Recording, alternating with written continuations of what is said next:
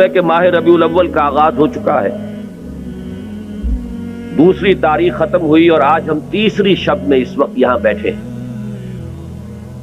یہ ماہ مبارک حضور صلی اللہ علیہ وسلم کی سیرت مطہرہ سے ایک بڑا گہرا تعلق رکھتا ہے۔ حضور کی ولادت باسعادت بھی اسی ماہ مبارک میں ہوئی، اگرچہ تاریخ کے بارے میں اختلاف ہے۔ حضور کا انتقال بھی اس ماہ مبارک میں ہوا، اور وہ متفق علیہ تاریخ ہے 12 ربیع الاول اصل میں حضور کا یوم وفات ہے، اور اکثر محققین کی رائے یہ ہے کہ آپ کا یوم ولادت جو ہے وہ 9 ربیع الاول ہے۔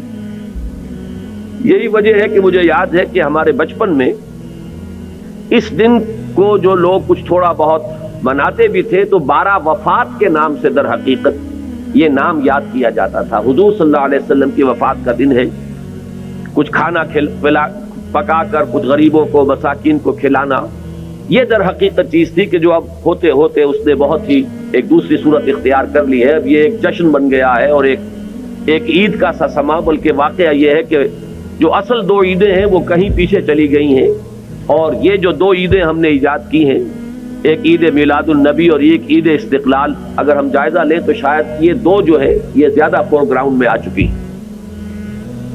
لیکن یہ کہ جہاں تک آپ کی ولادت اور آپ کے وفات کا اس ماہ مبارک میں ہونا ہے وہ ثابت ہے۔ مزید برآں حضور کا ورود مدینہ منورہ میں بھی ماہ ربیع الاول میں ہوا ہے۔ اس پہلو سے اگر اس ماہ مبارک میں ہم سیرت النبی کے متعلق ایک خاص موضوع رکھیں، کسی تاریخ کے تعین کے بغیر اس مہینے کی مناسبت سے سیرت مطہرہ پر گفتگویں ہوں، غور و فکر ہو، اور اس میں بھی عملی پہلو سامنے ہو، اتباع کا جذبہ ہو، سمجھنا سمجھانا اس لیے ہو کہ اس پر عمل کرنا ہے، تو یقیناً یہ چیز ہمارے لیے بہت مفید ہوگی اور ہمارے بہت سے امراض کا شاید اس سے مداوع ہو سکے۔ یاخذون بسنتہ ویقتدون بامرہ ثم انہا تخلف من بعدہم خلوف۔ پھر ہمیشہ یہ ہوتا، ہر نبی کا جاننے والوں میں، پہچاننے والوں میں، ماننے والوں میں ہوا ہے، امت محمد بھی مستثنیٰ نہیں ہے۔ یقولون ما لا یفعلون ویفعلون ما لا یؤمرون۔ یہاں نوٹ کیجئے کہ وہ کہتے وہ تھے جو کرتے نہیں تھے، اور کرتے وہ تھے جس کا حکم نہیں۔ عید میلاد النبی کیا حضور کا حکم ہے؟ کیا اس کا کوئی ثبوت صحابہ سے ہے؟ کیا ہم صحابہ کے مقابلے میں حضور سے زیادہ محبت کرتے ہیں؟ لیکن تھا کہ معاملہ ما لا یؤمرون، جس چیز کا حکم ہوا نہیں اس پر عمل ہو رہا۔ یہ ہے در حقیقت رسم پرستی، اور رسم کے اندر پھر اضافہ ہوتے چلا جاتا، اس پر ردے پر چڑھتے چلے جانا جو ہے یہ دوسرا سبب ہے۔ اور اس کا ایک نتیجہ جو نکلتا ہے وہ اسی پر بات ختم کروں گا، اگرچہ ایک اور حدیث جو ہے اس موضوع پر بہت اہم ہے۔ نتیجہ کیا نکلتا ہے؟